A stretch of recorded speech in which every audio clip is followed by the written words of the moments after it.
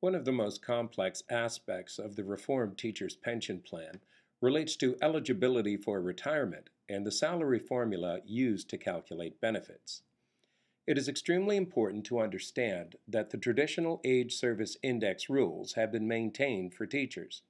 The ASI is simply a total of a teacher's age added to his or her years of service.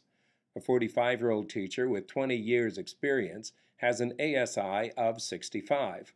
This is used both to determine eligibility for retirement and in the calculation of pension benefits. For all teachers currently in the system, an ASI of 80 for retirement eligibility remains unchanged from the former teacher pension agreement.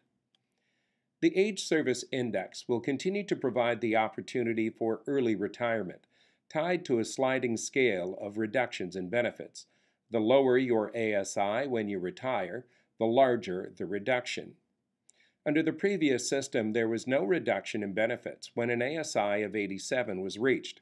Under the new agreement, the ASI numbers used in calculations have increased by 4, or 2 years of full-time service. The calculation of benefits has become more complex. All service previous to July 1, 2014, shown here as A, will be calculated using the best consecutive 5-year average that was in effect in the previous plan.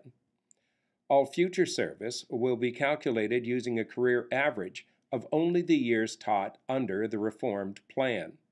The total benefit, or annual pension, will be A plus B. It is key to note that both A and B have full indexing, meaning they are adjusted for inflation before the formula is applied to salary. Let's look at a couple of examples.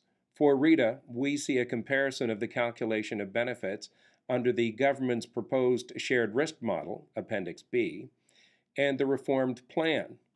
Under the reformed plan, there is a formula applied to two separate pieces of service, that under the old rules using a 5-year average, and that under the reformed rules using a career average. The application of indexing, or inflation adjustment, will be applied to both salaries. The reduction of 2.5% only on the post-reform portion of her service, and finally the adding of the parts together to arrive at a total benefit.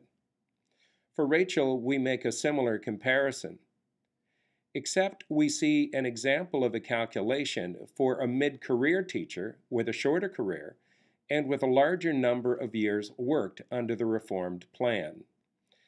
Other videos in this series include context, discussions and agreement, contributions, and indexation.